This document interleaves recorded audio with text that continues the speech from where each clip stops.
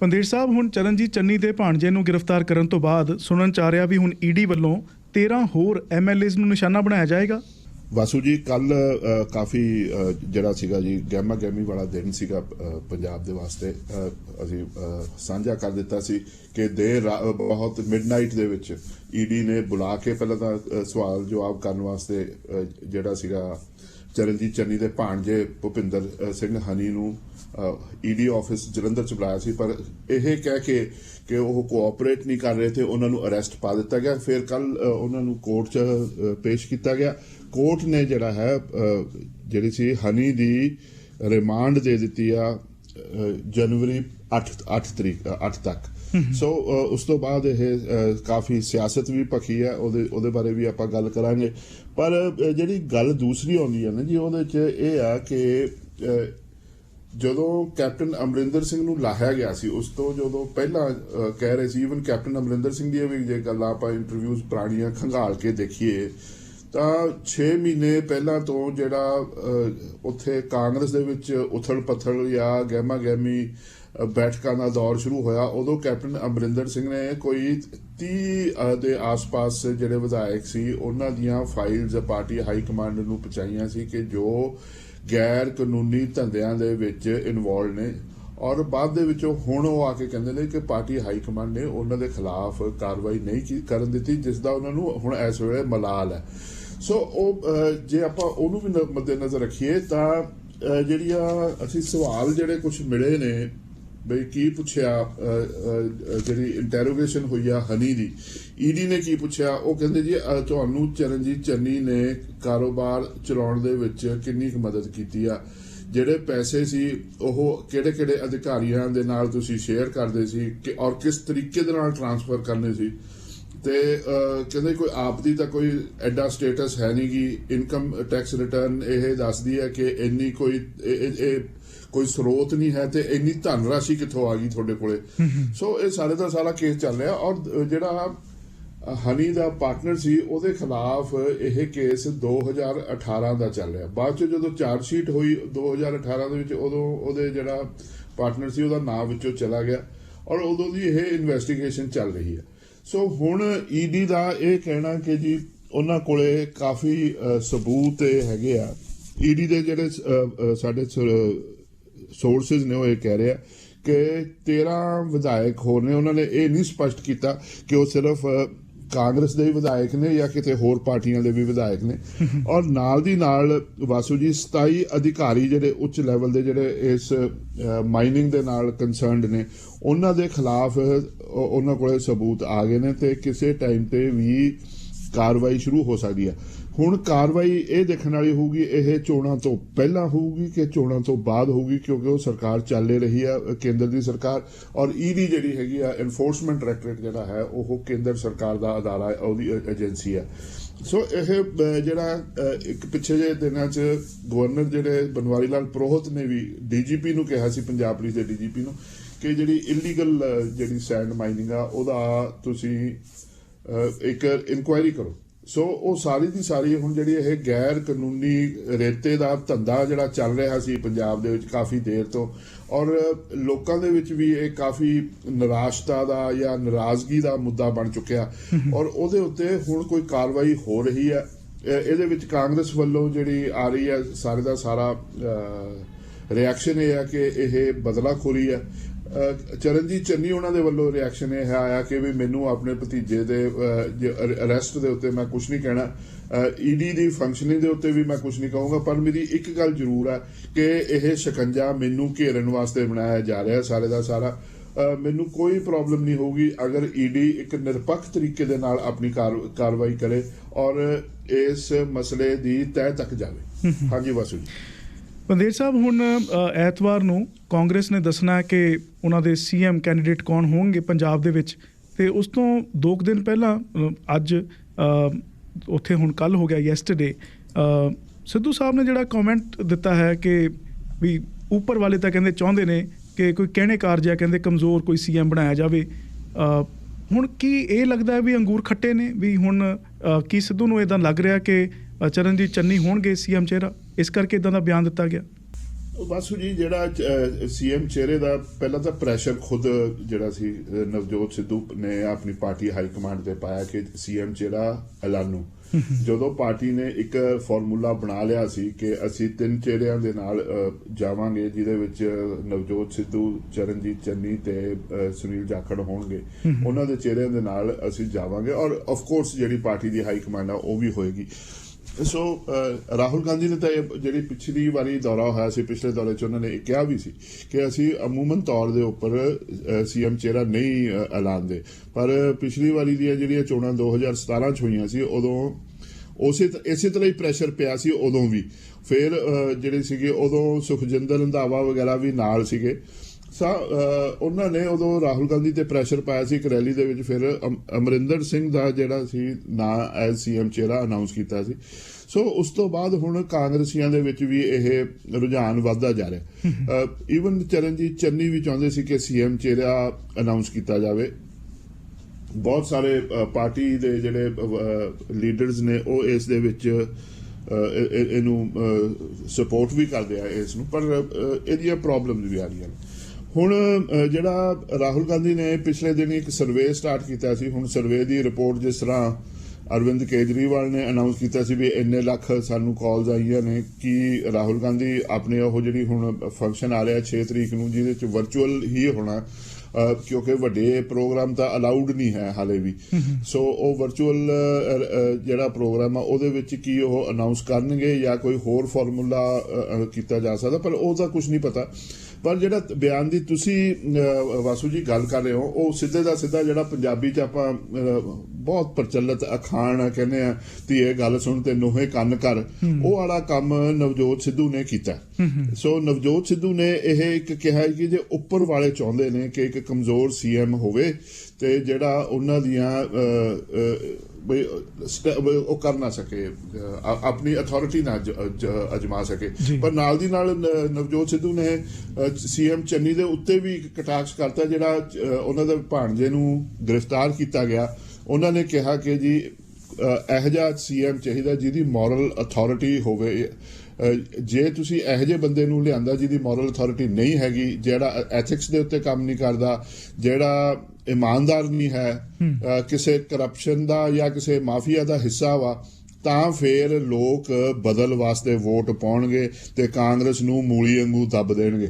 ਔਰ ਉਹਨਾਂ ਨੇ ਇਹ ਕਿਹਾ ਕਿ ਜਿਹੜਾ ਆਮ ਆਦਮੀ ਪਾਰਟੀ ਆ ਉਹ ਬਦਲ ਦਾ ਪ੍ਰੋਮਿਸ ਕਰ ਰਹੀ ਹੈ ਤੇ ਫਿਰ ਲੋਕਾਂ ਦਾ ਰੁਝਾਨ ਆਮ ਆਦਮੀ ਪਾਰਟੀ ਵੱਲ ਨੂੰ ਹੋਊਗਾ। ਇਹਦੇ ਦੌਰਾਨ ਹੀ ਚਰਨਜੀਤ ਚੰਨੀ ਨੇ ਕਿਹਾ ਕਿ ਉਹ ਕਿਸੇ ਵੀ ਸੀਐਮ ਚਿਹਰੇ ਦੇ ਨਾਲ ਚਲੇ ਜਾਣਗੇ, ਪਰ ਅਰਵਿੰਦ ਕੇਜਰੀਵਾਲ ਨੂੰ ਪੰਜਾਬ ਦੇ ਵਿੱਚ ਸਰਕਾਰ ਬਣਾਉਣ ਤੋਂ ਰੋਕਣਾ ਪਊਗਾ। ਸੋ ਜਿਹੜੀ ਸਿੱਧੂ ਦਾ ਜਿਹੜਾ ਬਿਆਨ ਆ, ਆਪਾਂ ਵਾਪਸ ਉਸੇ ਤੇ ਆਉਂਦੇ ਆ। ਸਿੱਧੂ ਦਾ ਬਿਆਨ ਜਦੋਂ ਇੱਕ ਮੀਡੀਆ ਦੇ ਵਿੱਚ ਔਰ ਸੋਸ਼ਲ ਮੀਡੀਆ ਦੇ ਵਿੱਚ ਚੱਲਣਾ ਸ਼ੁਰੂ ਹੋਇਆ ਕਿ ਇਹਨਾਂ ਨੇ ਆਪਣੀ ਪਾਰਟੀ ਹਾਈ ਕਮਾਂਡ ਨੂੰ ਇੱਕ ਕੋਈ ਠਿੱਠ ਕੀਤੀ ਆ ਜਾਂ ਉਹਨਾਂ ਨੂੰ ਚੁੰਡੀ ਵੱਢੀ ਆ, ਤਾਂ ਸਿੱਧੂ ਦੀ ਜਿਹੜੀ ਟੀਮ ਹੈ ਉਹ ਐਕਟੀਵੇਟ ਹੋ ਗਈ। ਸਿੱਧੂ ਨੇ ਵੀ ਫਿਰ ਇੱਕ ਬਿਆਨ ਉਹਨਾਂ ਨੇ ਘੜ ਕੇ ਭੇਜਿਆ ਕਿ ਮੈਂ ਤਾਂ ਜੀ ਕੈਪਟਨ ਅਮਰਿੰਦਰ ਸਿੰਘ ਦਾ ਇੱਕ ਜਿਹੜੀ ਐਗਜ਼ਾਮਪਲ ਦਿੱਤੀ ਕਿ ਕੈਪਟਨ ਅਮਰਿੰਦਰ ਸਿੰਘ ਪਿਛਲੇ ਟਾਈਮ ਦੇ ਵਿੱਚ ਬੀਜੇਪੀ ਦੀ ਕੇਂਦਰ ਸਰਕਾਰ ਦੀ ਜਿਹੜੀ ਟਿਊਨ ਸੀ ਉਹਦੇ ਸਾਹਮਣੇ ਉਹਨਾਂ ਦੀ ਜਿਹੜਾ ਵੀ ਵਾਜਾ ਵਜਾਉਂਦੇ ਸੀ ਉਹਦੇ ਸਾਹਮਣੇ ਨੱਚਦੇ ਸੀ। ਸੋ ਉਹੋ ਜਿਹਾ ਚੀਫ ਮਿਨਿਸਟਰ ਨਹੀਂ ਚਾਹੀਦਾ। ਇੱਕ ਕਹਿੰਦੇ ਨਾਲ ਫਿਰ ਉਹਨਾਂ ਦੀ ਹੋਰ ਵੀ ਸਟੇਟਮੈਂਟਸ ਆ ਰਹੀਆਂ ਨੇ। ਕਹਿੰਦੇ ਮੈਂ ਤਾਂ ਰਾਹੁਲ ਗਾਂਧੀ ਨੂੰ ਵੀ ਕਿਹਾ ਸੀ ਕਿ ਜਿਹੜਾ ਢਾਂਚਾ ਹੈ ਜਾਂ ਤਰੀਕਾ ਹੈ ਕੰਮ ਕਰਨ ਦਾ ਕਾਂਗਰਸ ਦੇ ਵਿੱਚ, ਉਹਦੇ ਬਦਲਣ ਦੀ ਲੋੜ ਹੈ। ਉੱਥੇ ਡੀਸੈਂਟਰਲਾਈਜੇਸ਼ਨ ਦੀ ਲੋੜ ਹੈ ਔਰ ਪੰਜਾਬ ਦੇ ਵਿੱਚ ਡੀਸੈਂਟਰਲਾਈਜ਼ ਤਰੀਕੇ ਦੇ ਨਾਲ ਕੰਮ ਕਰਨਾ ਚਾਹੀਦਾ। ਪਰ ਵਾਸੂ ਜੀ ਸਾਨੂੰ ਤਾਂ ਪਤਾ ਕਿ ਕੈਪਟਨ ਅਮਰਿੰਦਰ ਸਿੰਘ ਦੇ ਟਾਈਮ ਤੇ ਡੀਸੈਂਟਰਲਾਈਜ਼ਡ ਤਰੀਕੇ ਦੇ ਨਾਲ ਕੰਮ ਹੋ ਰਿਹਾ ਸੀ। ਕੈਪਟਨ ਅਮਰਿੰਦਰ ਸਿੰਘ ਤਾਂ ਪਾਰਟੀ ਹਾਈ ਕਮਾਂਡ ਦੇ ਜਿਹੜੀ ਸੀਗੀ ਕਮਾਂਡ ਦੇ ਵਿੱਚ ਹੈ ਹੀ ਨਹੀਂ ਸੀ। ਉਹਨਾਂ ਦੀ ਫੰਕਸ਼ਨਿੰਗ ਦਾ ਕਾਫੀ ਇੰਡੀਪੈਂਡੈਂਟ ਸੀ ਤੇ ਫਿਰ ਵੀ ਉਸ ਤੋਂ ਬਾਅਦ ਵੀ ਪਾਰਟੀ ਦਾ ਇਹ ਹਾਲ ਹੋ ਗਿਆ। ਸੋ ਨਵਜੋਤ ਸਿੱਧੂ ਕਿਹੜੀਆਂ ਗੱਲਾਂ ਕਰ ਰਹੇ ਕਿ ਮੋਸਟਲੀ ਜਿਹੜੀਆਂ ਗੱਲਾਂ ਕਰ ਰਹੇ ਨੇ ਉਹ ਪਾਰਟੀ ਦੇ ਵਿੱਚ ਉਹ ਤਜਰਬੇ ਹੋ ਚੁੱਕੇ ਨੇ ਔਰ ਪਾਰਟੀ ਨੂੰ ਹਾਲੇ ਤੱਕ ਉਹਨਾਂ ਤਜਰਬਿਆਂ ਦਾ ਕੋਈ ਫਾਇਦਾ ਨਹੀਂ ਹੋਇਆ। ਨਵਜੋਤ ਸਿੱਧੂ ਛੋਟੇ ਆਪਣੀਆਂ ਗੱਲਾਂ ਛੋਟੀਆਂ ਲਾਈਨ 'ਚ ਕਰਦੇ ਨੇ, ਬੜੇ ਸਾਫ਼ ਨਹੀਂ ਗੱਲ ਕਰਦੇ। ਜਿਵੇਂ ਗੱਲ ਕਰਦੇ ਕਹਿ ਦਿੰਦੇ ਨੇ, ਪਹਿਲਾਂ ਕਹਿ ਦਿੰਦੇ ਨੇ ਮੈਂ ਸ਼ੋਅ ਪੀਸ ਵਾਂਗੂ ਨਹੀਂ ਕੰਮ ਕਰਨਾ। ਹੁਣ ਕੀ ਕਹਿਣਾ ਕੀ ਚਾਹੁੰਦੇ ਹੋ? ਸੋ ਇਹਦੇ ਵਿੱਚ ਹਾਂਜੀ ਦਰਸ਼ਨੀ ਘੋੜਾ ਨਹੀਂ ਬਣਨਾ, ਉਹ ਕਹਿਣਾ ਕੀ ਚਾਹੁੰਦੇ ਹੋ? ਹੁਣ ਇਹਦੇ ਵਿੱਚ ਵੀ ਜਿਹੜਾ ਕਹਿੰਦੇ ਆ ਜੀ ਹੁਣ ਆਹ ਵੀ ਕਮਜ਼ੋਰ ਸੀਐਮ ਚਾਹੁੰਦੇ ਆ, ਕੀ ਮਤਲਬ ਕੀ ਆ ਵੀ ਹੋਰ ਵੀ ਨਵਜੋਤ ਸਿੱਧੂ ਤੋਂ ਇਲਾਵਾ ਕੋਈ ਹੋਰ ਜਿਹੜਾ ਹੈਗਾ ਤਾਕਤਵਰ ਸੀਐਮ ਨਹੀਂ ਹੋ ਸਕਦਾ? ਕਿ ਤੁਸੀਂ ਇਹ ਦੇਖੋ ਕਿ ਚੀਫ ਮਿਨਿਸਟਰ ਚੰਨੀ ਦੇ ਪ੍ਰਭਾਵ ਨੂੰ ਕੰਟਰੋਲ ਕਰਨ ਵਾਸਤੇ ਕੇਂਦਰ ਸਰਕਾਰ ਦਾ ਜ਼ੋਰ ਕਿੰਨਾ ਲੱਗਿਆ ਹੋਇਆ। ਉਹਨਾਂ ਨੇ ਈਡੀ ਤੱਕ ਵੀ ਲਾਤੀ ਉਹਨਾਂ ਦੇ ਉੱਤੇ, ਉਹਨਾਂ ਦੇ ਸਾਰੇ ਦਾ ਸਾਰਾ, ਔਰ ਕਾਫੀ ਢਾਲ ਲਾਈ ਵੀ ਆ ਚਰਨਜੀਤ ਚੰਨੀ ਨੂੰ। ਸੋ ਇਹ ਜਿਹੜੀ ਗੰਧੜ ਆ ਸਿਆਸਤ ਦਾ, ਉਹ ਚੋਣਾਂ ਦੇ ਵਿੱਚ ਆ ਕੇ ਬਿਲਕੁਲ ਇਹ ਹੋਰ ਵਾਧਾ ਹੁੰਦਾ। ਪੰਜਾਬ ਦੇ ਵਿੱਚ ਥੋੜਾ ਜਿਹਾ ਜ਼ਿਆਦਾ ਵੱਧ ਰਿਹਾ ਇਸ ਵੇਲੇ। ਪੰਦੇਰ ਸਾਹਿਬ, ਹੁਣ ਬੀਜੇਪੀ ਕੈਪਟਨ ਢੀਂਡਸਾ ਗੱਠਜੋੜ ਵੱਲੋਂ ਵੀ ਕਿਹਾ ਜਾ ਰਿਹਾ ਵੀ ਜੇ ਸਾਡੀ ਸਰਕਾਰ ਬਣ ਗਈ ਤੇ ਕਿਸਾਨਾਂ ਦੇ ਸਾਰੇ ਕਰਜ਼ੇ ਮਾਫ ਕਰ ਦਾਂਗੇ। ਵਾਸੂ ਜੀ ਥੋੜੀ ਜਿਹੀ ਇਹਦੇ 'ਚ ਇਸ ਗੱਲ 'ਚ ਜਾਣ ਦੇ ਪਹਿਲਾਂ ਮੈਂ ਜਿਹੜੀ ਆਪਾਂ ਪਹਿਲੀ ਖਬਰ ਕਰ ਰਹੇ ਸੀ ਨਵਜੋਤ ਸਿੱਧੂ ਦੀ, ਉਹਦੀ ਇੱਕ ਜਿਹੜਾ ਪਹਿਲੂ ਆ ਉਹ ਮੈਂ ਥੋੜਾ ਸ਼ੇਅਰ ਕਰਦਾ। ਨਵਜੋਤ ਸਿੱਧੂ ਨੂੰ ਜਦ ਪੁੱਛਿਆ ਗਿਆ ਕਿ ਕੱਲ ਨੂੰ ਰਾਹੁਲ ਗਾਂਧੀ ਜਦੋਂ ਆ ਕੇ ਇਹ ਕਿਸੇ ਦਾ ਚਿਹਰਾ ਅਨਾਉਂਸ ਕਰਦੇ ਹੋ ਤੁਸੀਂ ਉਹ ਮੰਨ ਲਓਗੇ? ਉਹ ਕਹਿੰਦੇ ਮੈਂ ਪਾਰਟੀ ਹਾਈ ਕਮਾਂਡ ਦਾ ਹਰ ਇੱਕ ਫੈਸਲਾ ਮੰਨ ਲੂੰਗਾ, ਮੇਰਾ ਮੰਨਣਾ ਜਾਂ ਨਾ ਮੰਨਣਾ ਅਹਿਮੀਅਤ ਨਹੀਂ ਰੱਖਦਾ, ਕਿ ਲੋਕ ਮੰਨਣਗੇ ਜਾਂ ਨਹੀਂ ਮੰਨਣਗੇ ਇਹ ਦੇਖਣਾ ਪੈਣਾ, ਫੈਸਲਾ ਤਾਂ ਪਾਰਟੀ ਹਾਈ ਕਮਾਂਡ ਨੂੰ ਇਹ ਸੋਚ ਕੇ ਕਰਨਾ ਪੈਣਾ। ਚਲੋ ਜੀ ਆਪਾਂ ਜਿਹੜਾ ਇਹ ਐਨਡੀਏ ਹੈ, ਜਿਹੜਾ ਬੀਜੇਪੀ ਕੈਪਟਨ ਅਮਰਿੰਦਰ ਸਿੰਘ ਔਰ ਢੀਂਡਸਾ ਦਾ ਗੱਠਜੋੜ ਆ, ਇਹਨਾਂ ਨੇ ਕੱਲ ਇੱਕ ਬੜੀ ਜਲਦੀ ਪ੍ਰੈਸ ਕਾਨਫਰੰਸ ਕੀਤੀ। ਮੈਨੂੰ ਇਹ ਨਹੀਂ ਸਮਝ ਆਉਂਦੀ, ਕਾਫੀ ਇੰਪੋਰਟੈਂਟ ਕੰਮ ਸੀ, ਬੜਾ ਛੇਤੀ ਦੇ ਵਿੱਚ ਹੀ ਕਰਤਾ ਇਹਨਾਂ ਨੇ। ਇਹਨਾਂ ਨੇ ਇੱਕ 11 ਪੁਆਇੰਟ ਦਾ ਜਿਹੜਾ ਸੀਗਾ ਜੀ ਆਪਣਾ ਵਿਜ਼ਨ ਡਾਕੂਮੈਂਟ ਰਿਲੀਜ਼ ਕੀਤਾ, ਜਿਹਦੇ ਵਿੱਚ 11 ਪੁਆਇੰਟ ਸੀ, ਔਰ ਉਹਨਾਂ ਚੋਂ ਇੱਕ ਪੁਆਇੰਟ ਇਹ ਸੀਗਾ ਜੀ ਕਿ ਅਸੀਂ ਕਿਸਾਨ ਜਿਨ੍ਹਾਂ ਦਾ 5 ਏਕੜ ਤੋਂ ਘੱਟ ਜ਼ਮੀਨ ਹੈਗੀ ਆ ਉਹਨਾਂ ਦੇ ਕਰਜ਼ੇ ਮਾਫ ਕਰਾਂਗੇ ਤੇ 5 ਲੱਖ ਰੁਪਏ ਦੀ ਰਾਸ਼ੀ ਉਹਨਾਂ ਨੂੰ ਦੇਣੀ ਹੈ ਜਿਨ੍ਹਾਂ ਨੂੰ 80 ਦੇ ਦਹਾਕੇ ਔਰ ਜਾਂ 90 ਦੇ ਸ਼ੁਰੂ ਦੇ ਦਹਾਕੇ ਦੇ ਵਿੱਚ ਅਸੀਂ ਜਿਨ੍ਹਾਂ ਨੇ ਹਿੰਸਾ ਦੇ ਜਾਂ ਟੈਰਰਿਜ਼ਮ ਦਾ ਜਾਂ ਦਹਿਸ਼ਤਗਰਦੀ ਦਾ ਜਿਹੜੇ ਸ਼ਿਕਾਰ ਹੋਏ ਉਹਨਾਂ ਨੂੰ ਵੀ ਅਸੀਂ ਕੰਪਨਸੇਟ ਕਰਾਂਗੇ। ਸੋ ਇਹ ਅਸੀਂ ਇਹ ਦੇਖ ਸਕਦੇ ਹਾਂ ਕਿ ਇੱਕ ਬੈਲੈਂਸ ਬਣਾਉਣ ਦੀ ਕੋਸ਼ਿਸ਼ ਹੈ। ਗੱਲ ਇਹ ਹੈ ਬੜੀ ਦਿਲਚਸਪ ਹੈ ਕਿ ਜਿਹੜੀ ਬੀਜੇਪੀ ਕੈਪਟਨ ਅਮਰਿੰਦਰ ਸਿੰਘ ਨੂੰ ਘੇਰ ਰਹੀ ਸੀ ਪਿਛਲੇ ਪਿਛਲੇ ਆਲਮੋਸਟ ਪੌਣੇ 5 ਸਾਲ ਕਿ ਕਿਸਾਨਾਂ ਦੇ ਕਰਜ਼ੇ ਤੁਸੀਂ ਕਿਉਂ ਨਹੀਂ ਮਾਫ ਕੀਤੇ, ਅੱਜ ਉਹੀ ਕੈਪਟਨ ਅਮਰਿੰਦਰ ਸਿੰਘ ਦਾ ਏਜੰਡਾ ਲੈ ਕੇ ਉਹਨਾਂ ਨੇ ਲੋਕਾਂ ਕੋਲੇ ਜਾਣਾ ਸ਼ੁਰੂ ਕਰਤਾ। ਇਹ ਕਿ ਕਾਂਗਰਸ ਵੀ ਇਸ ਇਸ਼ੂ ਨੂੰ ਚੱਕਦੀ ਹੈ ਕਿ ਕੈਪਟਨ ਅਮਰਿੰਦਰ ਸਿੰਘ ਨੇ ਜਿਹੜਾ ਵਾਅਦਾ ਕੀਤਾ ਸੀ ਪ੍ਰਸ਼ਾਂਤ ਕਿਸ਼ੋਰ ਦੇ ਕਹੇ ਦੇ ਉੱਤੇ, ਉਹਨੂੰ ਨਾ ਪੂਰਾ ਕਰਕੇ ਕਾਂਗਰਸ ਦਾ ਨੁਕਸਾਨ ਹੁੰਦਾ ਔਰ ਕਿਸਾਨਾਂ ਨੇ ਕਾਂਗਰਸ ਤੋਂ ਦੂਰੀ ਬਣਾਈ। ਹੁਣ ਕਈ ਜਿਹੜੇ ਕੈਂਡੀਡੇਟ ਨੇ ਕਾਂਗਰਸ ਦੇ, ਜਦੋਂ ਪਿੰਡਾਂ ਦੇ ਵਿੱਚ ਜਾਂਦੇ ਨੇ ਪ੍ਰਚਾਰ ਕਰਨ ਵਾਸਤੇ, ਉੱਥੇ ਸਿੱਧੇ ਦੇ ਸਿੱਧੇ ਕਿਸਾਨ ਉਹਨਾਂ ਨੂੰ ਸਵਾਲ ਪੁੱਛਦੇ ਆ, ਵਾਸੂ ਜੀ ਬਈ ਸਾਡੇ ਕਰਜ਼ੇ ਜਿਹੜੇ ਤੁਸੀਂ ਮਾਫ ਕਰਨੇ ਸੀ ਉਹ ਕਿੱਧਰ ਗਏ? ਸੋ ਹੁਣ ਬੀਜੇਪੀ ਇਹ ਆਫਰ ਕਰ ਰਹੀ ਹੈ, ਇਹ ਬੜੀ ਇੱਕ ਕਮਾਲ ਦੀ ਗੱਲ ਹੈ। ਦੂਸਰੀ ਇਹਦੇ ਵਿੱਚ ਜਿਹੜਾ ਸੀਗਾ ਉਹਨਾਂ ਨੇ ਆਪਣੇ ਕੇਂਦਰ ਦੇ ਮੰਤਰੀ ਨੇ ਹਰਦੀਪ ਪੁਰੀ, ਉਹਨਾਂ ਨੇ ਕਾਂਗਰਸ ਦੀ ਪਿਛਲੇ 5 ਸਾਲ ਦੀ ਕਾਰਗੁਜ਼ਾਰੀ ਦੇ ਉੱਤੇ ਬਹੁਤ ਮੋٹے ਸਵਾਲ ਚੱਕੇ ਕਿ ਜੀ ਇੱਥੇ ਮਾਫੀਆ ਤੰਤਰ ਚੱਲਿਆ, ਇੱਥੇ ਜੀ ਹੋਰ ਵੀ ਕਈ ਜਿਹੜੀਆਂ ਪ੍ਰੋਬਲਮ ਸੀਗੀਆਂ ਸਰਕਾਰ ਦੀਆਂ ਚੱਲੀਆਂ, ਔਰ ਉਸੇ ਸਟੇਜ ਤੇ ਕੈਪਟਨ ਅਮਰਿੰਦਰ ਸਿੰਘ ਵੀ ਬੈਠੇ ਸੀ ਜੋ 5 ਸਾਲਾਂ ਦੇ ਵਿੱਚੋਂ ਪੌਣੇ 5 ਸਾਲ ਚੀਫ ਮਿਨਿਸਟਰ ਰਹੇ ਆ। ਹੁਣ ਇੱਕ ਪਾਸੇ ਤਾਂ ਬੀਜੇਪੀ ਜਾਂ ਐਨਡੀਏ ਕਾਂਗਰਸ ਨੂੰ ਟਾਰਗੇਟ ਕਰ ਰਹੀ ਆ ਨਾਨ ਪਰਫਾਰਮੈਂਸ ਦੀ, ਪਰ ਉਸੇ ਦੇ ਚੀਫ ਮਿਨਿਸਟਰ ਨੂੰ ਅੱਗੇ ਵੀ ਪ੍ਰੋਜੈਕਟ ਕਰ ਰਹੇ ਆ। ਸਿਆਸਤ ਦੇ ਵਿੱਚ ਜਿਹਨੂੰ ਅੰਗਰੇਜ਼ੀ 'ਚ ਕਹਿੰਦੇ ਆ politics makes strange bedfellows, ਬਈ ਤੁਸੀਂ ਸਿਆਸਤ ਦੇ ਵਿੱਚ ਈਵਨ ਗੈਰ ਬਗਾਨਿਆਂ ਦੇ ਨਾਲ ਵੀ ਆਪਣਾ ਬਿਸਤਰਾ ਸਾਂਝਾ ਕਰ ਲੈਂਦੇ ਹੋ। ਸੋ ਇਹੋ ਜਿਹੀ ਸਿਚੁਏਸ਼ਨ ਪੂਰੀ ਢੁਕਦੀ ਹੈ ਜੀ ਪੰਜਾਬ ਦੇ ਉੱਪਰ ਜੀ। ਤੇ ਹੁਣ ਬੀਜੇਪੀ ਵੱਲੋਂ ਸਟਾਰ ਕੈਂਪੇਨਰਸ ਦੀ ਵੀ ਇੱਕ ਸੂਚੀ ਜਾਰੀ ਕੀਤੀ ਗਈ ਆ। ਸੂਚੀ ਦੇ ਵਿੱਚ 30 ਨਾਮ ਨੇ ਤੇ ਉਹਦੇ ਵਿੱਚੋਂ ਮਨਜਿੰਦਰ ਸਿਰਸਾ ਦਾ ਨਾਮ ਗਾਇਬ ਆ। ਇਹ ਨਾ ਜੀ ਵਾਸੂ ਜੀ, ਜਦੋਂ ਮਨਜਿੰਦਰ ਸਿਰਸਾ ਜੋ ਅਕਾਲੀ ਦਲ ਦੇ ਸਿਰਕੱਢ ਨੇਤਾ ਸੀ, ਕਿਸਾਨ ਅੰਦੋਲਨ ਵੇਲੇ ਅਕਾਲੀ ਦਲ ਵੱਲੋਂ ਔਰ ਦਿੱਲੀ ਸਿੱਖ ਗੁਰਦੁਆਰਾ ਮੈਨੇਜਮੈਂਟ ਕਮੇਟੀ ਵੱਲੋਂ ਜਿਹੜੀ ਕਾਫੀ ਸੇਵਾ ਨਿਭਾਉਣ ਦਾ ਉਹਨਾਂ ਦੇ ਵੀਡੀਓਜ਼ ਵੀ ਆਏ, ਸਿੱਖ ਮੁੱਦਿਆਂ ਨੂੰ ਵੀ ਚੱਕਦੇ ਰਹੇ, ਉਦੋਂ ਬੀਜੇਪੀ ਨੂੰ ਵੀ ਟਾਰਗੇਟ ਕਰਦੇ ਸੀ। ਫਿਰ ਅਚਾਨਕ ਬੀਜੇਪੀ 'ਚ ਸ਼ਾਮਲ ਹੋ ਗਏ। ਉਸ ਤੋਂ ਪਹਿਲਾਂ ਜਦੋਂ ਅਸੈਂਬਲੀ ਦੀਆਂ ਇਲੈਕਸ਼ਨ ਹੋਈਆਂ ਸੀ, ਮਨਜਿੰਦਰ ਸਿਰਸਾ ਬੀਜੇਪੀ ਦੀ ਟਿਕਟ ਤੇ ਵੀ ਲੜੇ ਸੀ। ਜਦੋਂ ਮਨਜਿੰਦਰ ਸਿਰਸਾ ਬੀਜੇਪੀ 'ਚ ਸ਼ਾਮਲ ਹੋਏ ਉਦੋਂ ਕਾਫੀ ਗੱਲਾਂ ਸ਼ੁਰੂ ਹੋਈਆਂ ਕਿ ਬੀਜੇਪੀ ਪੰਜਾਬ ਦੀਆਂ ਚੋਣਾਂ ਦੇ ਵਾਸਤੇ ਕਾਫੀ ਜਿਹੜੀ ਹੈਗੀ ਆ ਚਿੰਤਤ ਆ, ਸੀਰੀਅਸ ਆ, ਤੇ ਉਹਦੇ ਵਾਸਤੇ ਸਿੱਖ ਚਿਹਰੇ ਤਲਾਸ਼ ਰਹੀ ਆ, ਭਾਲ ਰਹੀ ਆ, ਤੇ ਜੋ ਵੀ ਸਿੱਖ ਚਿਹਰਾ ਮਿਲੇ ਉਹਦਾ ਇਸਤੇਮਾਲ ਪੰਜਾਬ ਦੀਆਂ ਚੋਣਾਂ 'ਚ ਕਰੇਗੀ। ਕਮਾਲ ਦੀਆਂ ਗੱਲਾਂ ਨੇ, ਦੋ ਚਿਹਰਿਆਂ ਦੇ ਉਹਦੇ ਮੈਂ ਗੱਲ ਕਰਦਾ, ਮਨਜਿੰਦਰ ਸਿਰਸਾ ਔਰ ਹਰਜੀਤ ਗਰੇਵਾਲ। ਹਰਜੀਤ ਗਰੇਵਾਲ ਨੂੰ ਤਾਂ ਟਿਕਟ ਹੀ ਨਹੀਂ ਦਿੱਤੀ, ਉਹਨੂੰ ਤਾਂ ਘਰੇ ਬਿਠਾਤਾ, ਜੋ ਇਹਨਾਂ ਦਾ ਸਪੋਕਸ ਪਰਸਨ ਸੀ ਕਿਸਾਨ ਅੰਦੋਲਨ ਵੇਲੇ। ਹੁਣ ਮਨਜਿੰਦਰ ਸਿਰਸਾ ਨੇ ਕੱਲ ਇੱਕ ਬਿਆਨ ਦਿੱਤਾ ਔਰ ਸ਼ਾਇਦ ਉਹ ਉਹਨਾਂ ਵਾਸਤੇ ਮਹਿੰਗਾ ਪੈ ਗਿਆ। ਜਿਸ ਤਰ੍ਹਾਂ ਮੇਨਕਾ ਗਾਂਧੀ ਔਰ ਉਹਦੇ ਬੇਟੇ ਵਰੁਣ ਗਾਂਧੀ ਨੂੰ ਕਿਸਾਨਾਂ ਦੀ ਸਪੋਰਟ ਕਰਨਾ ਮਹਿੰਗਾ ਪੈ ਗਿਆ ਔਰ ਉਹ ਯੂਪੀ ਦੇ ਸਟਾਰ ਕੈਂਪੇਨਰ ਨਹੀਂ ਰਹੇ, ਉਸੇ ਤਰੀਕੇ ਦੇ ਨਾਲ ਮਨਜਿੰਦਰ ਸਿਰਸਾ ਨੂੰ ਜੇ ਅਸੀਂ ਦੇਖੀਏ, ਮਨਜਿੰਦਰ ਸਿਰਸਾ ਨੂੰ ਕਿਤੇ ਸਵਾਲ ਪੁੱਛਿਆ ਗਿਆ ਕਿ ਐਨਡੀਏ ਵੱਲੋਂ ਤੁਸੀਂ ਕੈਪਟਨ ਅਮਰਿੰਦਰ ਸਿੰਘ ਨੂੰ ਮੁੱਖ ਮੰਤਰੀ ਚਿਹਰਾ ਪ੍ਰੋਜੈਕਟ ਕਰੋਗੇ, ਤਾਂ ਮਨਜਿੰਦਰ ਸਿਰਸਾ ਨੇ ਇਹ ਕਹਿਤਾ ਕਿ ਕੈਪਟਨ ਤਾਂ ਆਪਣੇ ਫਾਰਮ ਹਾਊਸ ਚੋਂ ਨਹੀਂ ਨਿਕਲਦਾ, ਤੇ ਕੈਪਟਨ ਤਾਂ ਹਾਲੇ ਵੀ ਉੱਥੇ ਹੀ ਹੈ। ਫਿਰ ਇਸ ਲਈ ਜਿਹੜੀ ਐਨਡੀਏ ਦੀ ਗੱਡੀ ਹੋਊਗੀ ਉਹਦਾ ਪਾਇਲਟ ਕੈਪਟਨ ਅਮਰਿੰਦਰ ਸਿੰਘ ਨਹੀਂ ਹੋਊਗਾ। ਸੋ ਇਹ ਉਹਨਾਂ ਨੇ ਕਹਿ ਦਿੱਤਾ। ਇਸ ਦਾ ਰਿਐਕਸ਼ਨ ਹਰਦੀਪ ਪੁਰੀ ਉਹਨਾਂ ਵੱਲੋਂ ਆਇਆ ਕਿ ਇਹ ਮਨਜਿੰਦਰ ਸਿਰਸਾ ਦੀ ਆਪਣੀ ਨਿੱਜੀ ਰਾਏ ਹੋ ਸਕਦੀ ਆ, ਪਾਰਟੀ ਦੀ ਰਾਏ ਨਹੀਂ ਹੈਗੀ। ਔਰ ਉਹਨਾਂ ਨੇ ਕਿਹਾ ਕਿ ਸੀਐਮ ਚਿਹਰੇ ਦਾ ਫੈਸਲਾ ਜਿਹੜਾ ਹੈਗਾ ਉਹ ਬੀਜੇਪੀ ਆਪਣੇ ਜਿਹੜਾ ਟੋਟਲ ਜਿਹਨੂੰ ਕਹਿੰਦੇ ਆ ਡਿਸਪਲਿਨ ਦੇ ਵਿੱਚ ਰਹਿ ਕੇ ਜਿਸ ਤਰ੍ਹਾਂ ਫੰਕਸ਼ਨ ਕਰਦੀ ਆ, ਉਸੇ ਤਰ੍ਹਾਂ ਜਿਹੜਾ ਪਾਰਲੀਮੈਂਟਰੀ ਬੋਰਡ ਆ ਉਹ ਫੈਸਲਾ ਕਰੂਗਾ ਤੇ ਅਨਾਉਂਸ ਜੇ ਕਰਨ ਦੀ ਲੋੜ ਮਹਿਸੂਸ ਹੋਈ ਤਾਂ ਕਰੇਗਾ।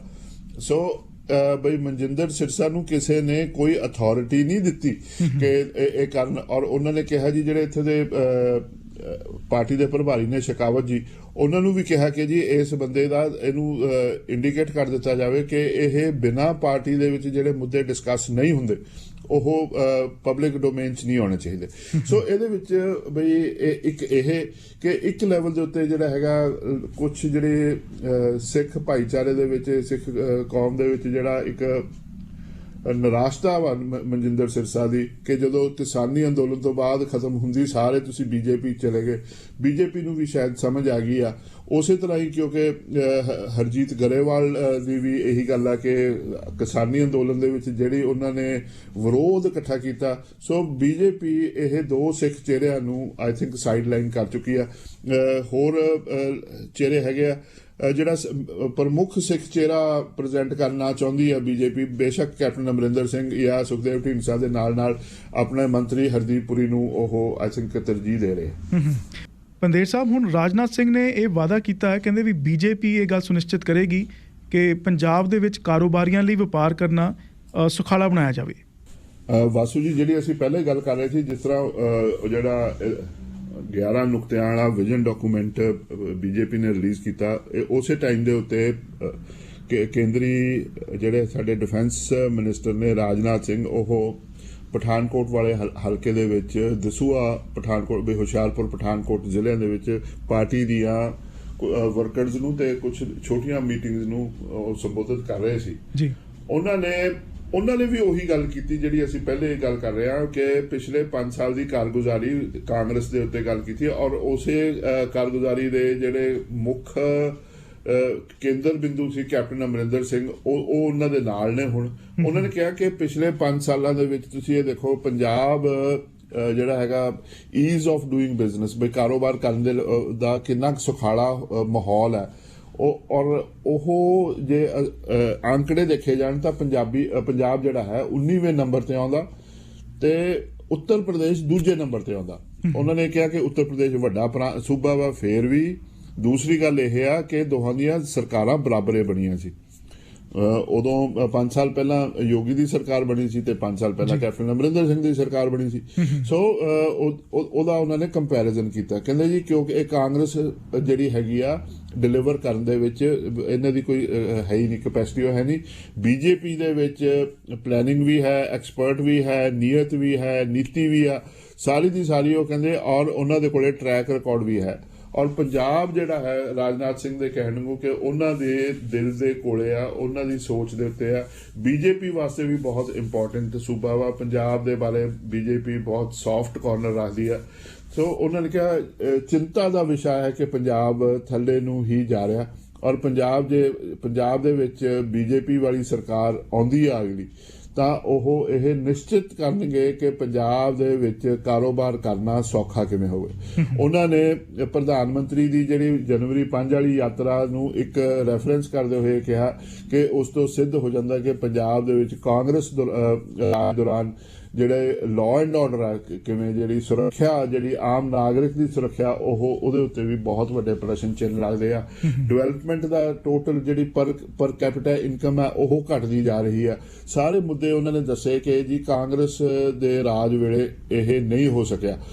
ਇਹਦੇ ਵਿੱਚ ਹੀ ਹਰਦੀਪ ਪੁਰੀ ਉਹਨਾਂ ਨੇ, ਬੇਸ਼ੱਕ ਬੀਜੇਪੀ ਦੀ ਮੇਨ ਲੀਡਰਸ਼ਿਪ ਜਿਹੜੀ ਹੈ ਉਹ ਨਹੀਂ ਗੱਲ ਕਰਦੀ, ਪਰ ਹਰਦੀਪ ਪੁਰੀ ਉਹਨਾਂ ਨੇ ਇਹ ਕਿਹਾ ਕਿ ਜੀ ਇਹਦੇ ਵਿੱਚ ਜਿਹੜੀ ਅਕਾਲੀ ਦਲ ਦੇ ਉੱਤੇ ਵੀ ਉਹਨਾਂ ਨੇ ਅਟੈਕ ਕੀਤਾ ਕਿ ਅਕਾਲੀ ਦਲ ਦੀ ਜਿਹੜੀ ਫੰਕਸ਼ਨਿੰਗ ਰਹੀ ਆ ਉਹਦੇ ਕਰਕੇ ਵੀ ਪੰਜਾਬ ਨੂੰ ਬੜਾ ਨੁਕਸਾਨ ਹੋਇਆ। ਦੋਨੋਂ ਹਰਦੀਪ ਪੁਰੀ ਔਰ ਰਾਜਨਾਥ ਸਿੰਘ ਨੇ ਇਹ ਵੀ ਕਿਹਾ ਕਿ ਜਿਹੜਾ ਨਸ਼ੇ ਦੀ ਜਿਹੜੀ ਟੋਟਲ ਸਪਰੈਡ ਹੈਗਾ, ਜਿਸ ਤਰੀਕੇ ਦੇ ਨਾਲ ਨਸ਼ਾ ਪੰਜਾਬ ਦੇ ਵਿੱਚ ਵਧਾਇਆ ਜਾਂਦਾ, ਵੀ ਨਸ਼ੇ ਦੀ ਵਰਤੋਂ ਹੁੰਦੀ ਆ, ਉਹਦੇ ਨਾਲ ਜਿਹੜਾ ਸਾਡਾ ਯੂਥ ਹੈ ਉਹ ਕੰਮ ਕਰਨ ਜੋਗਾ ਹੀ ਨਹੀਂ ਰਹਿੰਦਾ। ਸੋ ਇਹ ਸਾਰੀਆਂ ਉਹਨਾਂ ਨੇ ਕਿਹਾ ਸਮੱਸਿਆਵਾਂ ਨੇ ਜਿਹੜੀਆਂ ਬੀਜੇਪੀ ਹੱਲ ਕਰਨਾ ਚਾਹੁੰਦੀ ਆ। ਔਰ ਰਾਜਨਾਥ ਸਿੰਘ ਨੇ ਕਿਹਾ ਕਿ ਜੇ ਬੀਜੇਪੀ ਵਾਲੀ ਸਰਕਾਰ ਬਣਦੀ ਆ, ਇਸ ਹੱਲ ਵੱਲ ਜਿਹੜੇ ਤੁਹਾਨੂੰ ਰੁਝਾਨ ਨੇ ਉਹਦੇ ਅਸਰ ਪਹਿਲੇ 2 ਸਾਲਾਂ 'ਚ ਹੀ ਨਜ਼ਰ ਆਉਣੇ ਸ਼ੁਰੂ ਹੋ ਜਾਣ। ਪੰਦੇਰ ਸਾਹਿਬ, ਜਿਹੜੇ ਕੇਂਦਰੀ ਖੇਤੀਬਾੜੀ ਮੰਤਰੀ ਨੇ ਨਰਿੰਦਰ ਤੋਮਰ, ਉਹਨਾਂ ਨੇ ਕਿਹਾ, ਕਹਿੰਦੇ ਵੀ ਹੁਣ ਜਦੋਂ 5 ਸੂਬਿਆਂ ਵਿੱਚ ਇਲੈਕਸ਼ਨ ਹੋ ਹਟਣਗੇ ਉਸ ਤੋਂ ਬਾਅਦ ਕਹਿੰਦੇ MSP ਪੈਨਲ ਬਣਾਇਆ ਜਾਏਗਾ। ਵਾਸੂ ਜੀ, ਇੱਕ ਸੀਗਾ, ਇੱਕ ਉੱਥੇ ਮੈਂਬਰ ਦਾ ਸਵਾਲ ਸੀਗਾ, ਮੇਰੇ ਕੋਲ ਮੈਂਬਰ ਦਾ ਨਾਂ ਹੈ ਨਹੀਂਗਾ। ਉਹਨਾਂ ਨੇ ਪੁੱਛਿਆ ਕਿ ਜੀ ਕਿਸਾਨ ਕਾਫੀ ਫੇਰ ਐਜੀਟੇਟਡ ਨੇ ਔਰ ਫੇਰ ਸ਼ਾਇਦ ਅੰਦੋਲਨ ਦੇ ਰਸਤੇ ਤੇ ਤੁਰ ਪਏ ਨੇ, ਤੇ ਕੇਂਦਰ ਸਰਕਾਰ ਨੇ ਆਪਣਾ ਜਿਹੜਾ ਵਾਅਦਾ ਸੀ ਵੀ ਜਿਹੜੀ ਮਿਨੀਮਮ ਸਪੋਰਟ ਪ੍ਰਾਈਸ ਦਾ ਉਹਦੇ ਉੱਪਰ ਕਮੇਟੀ ਬਣਾਉਣ ਦਾ, ਉਹ ਪੂਰਾ ਕਿਉਂ ਨਹੀਂ ਕੀਤਾ? ਜੇ ਕਰਨਾ ਵਾ ਤਾਂ ਕਦੋਂ ਕਰਨਾ ਵਾ? ਹੁਣ ਗੱਲ ਇਹ ਆ, ਸਾਨੂੰ ਸਾਰਿਆਂ ਨੂੰ ਪਤਾ ਕਿ ਜਿਹੜੀ MSP ਆ, ਚਾਹੇ ਕਣਕ ਹੈ ਤੇ ਝੋਨਾ ਜਾਂ ਕੁਛ ਹੋਰ ਇੱਕ ਅੱਧੀ ਜਿਹੜੀ ਹੈਗੀ ਆ ਕ੍ਰੌਪ ਹੋਰ ਹੈ, ਉਹ ਪੰਜਾਬ, ਹਰਿਆਣਾ ਔਰ ਵੈਸਟਰਨ UP ਦੇ ਵਿੱਚ ਹੀ ਮਿਲਦੀ ਆ, ਬਾਕੀ ਦੇਸ਼ 'ਚ ਕਿਤੇ ਬਾਹਰੀ ਉਹ ਨਹੀਂ ਮਿਲਦੀ।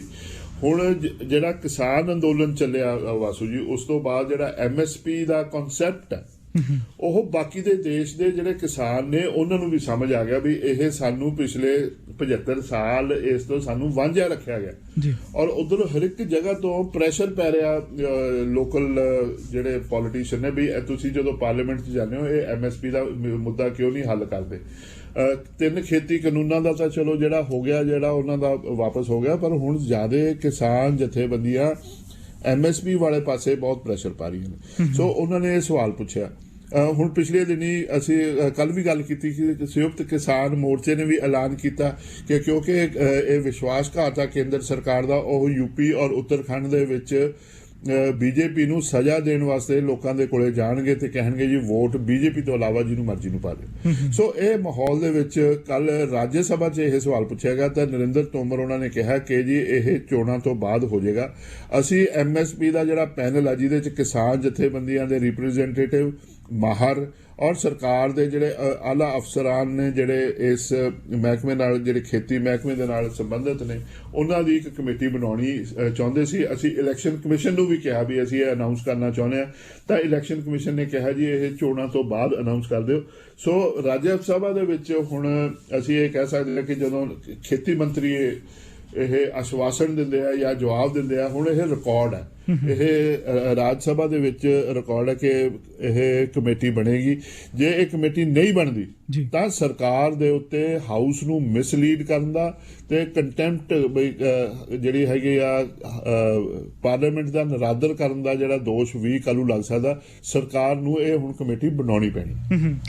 ਪੰਦੇਰ ਸਾਹਿਬ, ਹੁਣ ਹਾਰਦਿਕ ਪਟੇਲ ਨੇ ਕਿਹਾ, ਕਹਿੰਦੇ ਕਿ ਅਕਾਲੀ ਦਲ ਤਾਂ ਕਹਿੰਦੇ ਅਜੇ ਵੀ BJP ਦੇ ਨਾਲ ਹੀ ਹੈ ਤੇ ਆਮ ਆਦਮੀ ਪਾਰਟੀ ਤਾਂ ਕਹਿੰਦੇ ਹੈ ਹੀ BJP ਦੀ B ਟੀਮ।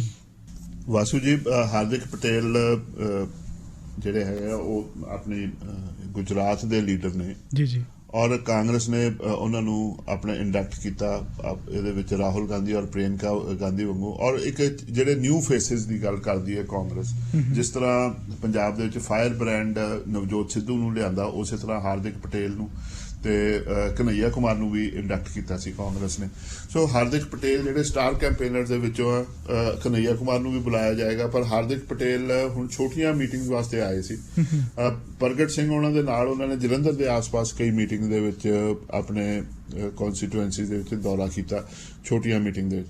ਉਹਨਾਂ ਨੇ ਇੱਕ ਸਵਾਲ ਕਰ ਰਹੇ ਸੀ ਉਹਨਾਂ ਨੂੰ, ਉਹ ਸਾਰੇ ਦਾ ਸਾਰਾ ਬਈ ਕਿਸ ਤਰ੍ਹਾਂ ਬੀਜੇਪੀ ਦੀਆਂ ਜਿਹੜੇ ਪ੍ਰਸ਼ਾਸਕ ਸੂਬੇ ਨੇ ਉਹਨਾਂ 'ਚ ਤੁਸੀਂ ਅੰਦੋਲਨ ਨਹੀਂ ਕਰ ਸਕਦੇ, ਤੁਹਾਡੇ ਉੱਤੇ ਕੇਸ ਪਾਏ ਜਾਂਦੇ ਨੇ ਸਾਰੇ ਦਾ ਸਾਰਾ ਉਹ। ਔਰ ਕਹਿੰਦੇ ਕਾਂਗਰਸ ਦੇ ਵਿੱਚ ਕਾਂਗਰਸ ਪ੍ਰਦੇਸ਼ਾਂ ਦੇ ਵਿੱਚ ਇਹ ਪੂਰੀ ਖੁੱਲ੍ਹ ਆ। ਤੁਸੀਂ ਪੰਜਾਬ ਦੇ ਜਿੱਥੇ ਪੰਜਾਬ ਹੋਇਆ ਜਾਂ ਹੋਰ ਕੋਈ ਸੂਬਾ ਜਿੱਥੇ ਕਾਂਗਰਸ ਦੀ ਸਰਕਾਰ ਆ, ਉੱਥੇ ਤੁਸੀਂ ਅੰਦੋਲਨ ਵੀ ਕਰ ਸਕਦੇ ਹੋ, ਸਾਰਾ ਕੁਝ। ਬੇਸ਼ੱਕ ਉਹਨਾਂ ਨੇ ਇਹ ਭੁੱਲ ਗਏ ਕਿ ਜਿਹੜੇ ਪੰਜਾਬ ਦੇ ਵਿੱਚ ਅੰਦੋਲਨ ਹੋਏ, ਪੁਲਿਸ ਨੇ ਕਿਵੇਂ ਛੱਲੀਆਂ ਵਾਂਗੂ ਲੋਕਾਂ ਨੂੰ ਕੁੱਟਿਆ ਪਿਛਲੇ 5 ਸਾਲ, ਉਹ ਸ਼ਾਇਦ ਉਹਨਾਂ ਨੂੰ ਨਹੀਂ ਯਾਦ। ਪਰ ਚਲੋ ਉਹਨਾਂ ਦੀ ਗੱਲ ਸੀ। ਤੇ ਇੱਕ ਸਵਾਲ ਦਾ ਉਹਨਾਂ ਨੇ ਪੁੱਛਿਆ ਕਿ ਉਹਨਾਂ ਨੇ ਇਹ ਜ਼ਰੂਰ ਯਾਦ ਕਰਾਇਆ ਕਿ ਗੁਜਰਾਤ ਦੇ ਵਿੱਚ ਉਹਨਾਂ ਦੀ ਜਿਹੜੀ ਐਜੀਟੇਸ਼ਨ ਸੀ ਜਿਹੜੇ ਪਟੇਲਾਂ ਦੀ ਸੀਗੀ, ਉਹਨੂੰ ਕਿਸ ਤਰ੍ਹਾਂ ਆਪਰੇਸ਼ਨ ਦੇ ਨਾਲ, ਡੰਡੇ ਦੇ ਜ਼ੋਰ ਦੇ ਨਾਲ ਉੱਥੋਂ ਦੀ ਗੁਜਰਾਤ ਸਰਕਾਰ ਨੇ ਉਹਨੂੰ ਖਤਮ ਕੀਤਾ। ਤੇ ਉਹਨਾਂ ਨੇ ਕਿਹਾ ਵੀ ਤੁਹਾਡਾ ਬੀਜੇਪੀ ਦਾ ਜਿਹੜੀ ਪੰਜਾਬ ਦੇ ਵਿੱਚ ਸਥਿਤੀ ਦੇ ਬਾਰੇ ਕੀ ਕਹਿਣਾ, ਵੀ ਪੰਜਾਬ 'ਚ ਬੀਜੇਪੀ ਕਿੰਨਾ ਕੁ ਵਧੀਆ ਪਰਫਾਰਮ ਕਰੂਗੀ। ਤਾਂ ਫਿਰ ਉਹਨਾਂ ਨੇ ਇਹ ਗੱਲ ਕੀਤੀ ਕਿ ਜਿਹੜੀ ਅਕਾਲੀ ਦਲ ਹੈ ਉਹ ਹਾਲੇ ਵੀ ਬੀਜੇਪੀ ਦੇ ਨਾਲ ਹੀ ਆ, ਔਰ ਜਿਹੜੀ ਆਮ ਆਦਮੀ ਪਾਰਟੀ ਆ ਉਹ ਐਜ਼ ਬੀ ਟੀਮ ਕੰਮ ਕਰ ਰਹੀ ਆ। ਤੋ ਜਿਹੜਾ ਕੋਸ਼ਿਸ਼ ਇਹ ਆ ਅਕਾਲੀ ਦਲ ਔਰ ਆਮ ਆਦਮੀ ਪਾਰਟੀ ਦਾ ਕਿ ਵੋਟਾਂ ਦਾ ਧਰੂਵੀਕਰਨ ਇਹੋ ਜਿਹਾ ਹੋਵੇ ਕਿ ਬੀਜੇਪੀ ਨੂੰ ਕੋਈ ਫਾਇਦਾ ਹੋ ਜੇ। ਬੇਸ਼ੱਕ ਉਹਦੇ ਉੱਪਰ ਉਹਨਾਂ ਨੇ ਕੋਈ ਜ਼ਿਆਦਾ ਵਿਸਤਾਰ 'ਚ ਗੱਲ ਨਹੀਂ ਕੀਤੀ, ਪਰ ਹਾਰਦਿਕ ਪਟੇਲ ਦਾ ਇੱਥੇ ਜਿਹੜਾ ਆ ਕੇ ਗੱਲ ਕਰਨੀ, ਉਹ ਗੱਲ ਬਾਹਰੋਂ ਆਉਣੇ ਸ਼ੁਰੂ ਹੋ ਗਏ। ਕਾਂਗਰਸ ਵੀ ਲੈ ਕੇ ਆ ਰਹੀ ਹੈ ਇਸ ਗੱਲ ਨੂੰ, ਪਰ ਗੱਲ ਫਿਰ ਉੱਥੇ ਆ ਜਾਂਦੀ ਆ ਕਿ ਜੇ ਪੂਰਨ ਬਹੁਮਤ ਨਹੀਂ ਮਿਲਦਾ ਕਿਸੇ ਪਾਰਟੀ ਨੂੰ, ਫਿਰ ਕਿਹੜੀਆਂ ਪਾਰਟੀਆਂ ਦਾ ਆਪਸ 'ਚ ਅਲਾਇੰਸ ਹੋ ਸਕਦਾ। ਜਿਹੜਾ ਹਾਰਦਿਕ ਪਟੇਲ ਉਹਨਾਂ ਦਾ ਬੀਜੇਪੀ ਦੀ ਗੱਲ ਹੈਗੀ ਆ ਕਹਿਣ ਦੀ ਆਮ ਆਦਮੀ ਪਾਰਟੀ ਵਾਸਤੇ, ਜਿਹੜਾ ਮੇਰੀ ਇਨਫੋਰਮੇਸ਼ਨ ਤਾਂ ਇਹੀ ਹੈ ਕਿ ਕਾਂਗਰਸ ਔਰ ਬੀਜੇਪੀ ਦਾ ਦੋਹਾਂ ਦਾ ਜ਼ੋਰ ਇਹ ਲੱਗਿਆ ਹੋਇਆ ਕਿ ਆਮ ਆਦਮੀ ਪਾਰਟੀ ਦਾ, ਖਾਸ ਕਰਕੇ ਅਰਵਿੰਦ ਕੇਜਰੀਵਾਲ ਦਾ ਦਿੱਲੀ ਤੋਂ ਬਾਹਰ ਕਿਸੇ ਵੀ ਹੋਰ ਸੂਬੇ 'ਚ ਪੈਰ ਨਹੀਂ ਲੱਗਣਾ ਚਾਹੀਦਾ, ਨਹੀਂ ਤਾਂ ਉਹਨਾਂ ਦਾ ਜਿਹੜਾ ਟੋਟਲ ਸਿਸਟਮ ਹੈ ਉਹਦੇ ਵਾਸਤੇ ਪ੍ਰੋਬਲਮ ਖੜੀ ਹੁੰਦੀ ਹੈ। ਸੋ ਹਾਰਦਿਕ ਪਟੇਲ ਕਿਸ ਗੱਲ 'ਚ ਆਮ ਆਦਮੀ ਪਾਰਟੀ ਨੂੰ ਬੀ ਟੀਮ ਕਹਿੰਦੇ ਨੇ, ਪਰ ਬਹੁਤ ਸਾਰੇ ਲੋਕੀ ਹੋਰ ਵੀ ਕਹਿੰਦੇ ਆ। ਸੋ ਇੱਕ ਧਾਰਨਾ, ਇੱਕ ਜਿਹੜੀ ਹੈਗੀ ਆ ਸੈਕਸ਼ਨ ਜਿਹੜਾ ਪੰਜਾਬ ਦੀ ਲੋਕਾਂ ਦਾ ਵਾ, ਉਹਦੇ ਵਿੱਚ ਹੈਗਾ ਵੀ ਹੈ ਇਹ ਸੈਕਸ਼ਨ। ਬਹੁਤ ਸਾਰੇ ਲੋਕੀ ਕਹਿੰਦੇ ਆ ਕਿ ਜਿਹੜਾ ਅਰਵਿੰਦ ਕੇਜਰੀਵਾਲ ਦਾ ਕੰਮ ਕਰਨ ਦਾ ਤਰੀਕਾ ਵਾ, ਉਹ ਉਹਦੇ 'ਚ ਕਾਫੀ ਬੀਜੇਪੀ ਦਾ ਰੰਗ ਜਾਂ ਹਿੰਦੂਤਵਾ ਦਾ ਰੰਗ ਵੀ ਨਜ਼ਰ ਆਉਂਦਾ ਵਾ।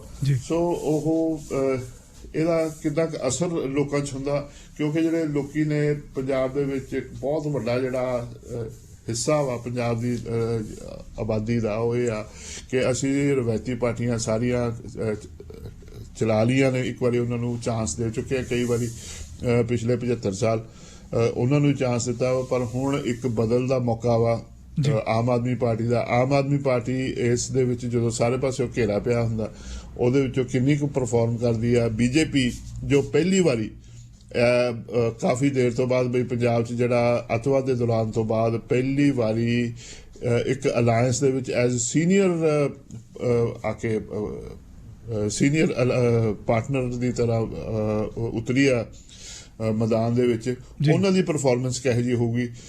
ਕਾਂਗਰਸ ਜਿਸ ਦੀ ਧੜੇਬੰਦੀ ਇੰਨੀ ਉਜਾਗਰ ਹੋ ਰਹੀ ਆ, ਉਹਦੇ 'ਚ ਬਗਾਵਤ ਇੰਨੀ ਹੋ ਰਹੀ ਹੈ, ਹਾਰਦਿਕ ਪਟੇਲ ਵਰਗਿਆਂ ਦਾ ਜਾਂ ਕਨਈਆ ਕੁਮਾਰ ਵਰਗਿਆਂ ਦਾ ਜਿਹੜਾ ਹੈਗਾ ਪ੍ਰਚਾਰ, ਉਹ ਪਾਰਟੀ ਨੂੰ ਕਿੰਨਾ ਕੁ ਬਚਾਊਗਾ, ਜਦ ਕਿ ਰਾਹੁਲ ਗਾਂਧੀ, ਪ੍ਰਿਯੰਕਾ ਗਾਂਧੀ ਔਰ ਸੋਨੀਆ ਗਾਂਧੀ ਕੋਲੋਂ ਪਾਰਟੀ ਸੰਭਲਦੀ ਨਜ਼ਰ ਨਹੀਂ ਆ ਰਹੀ।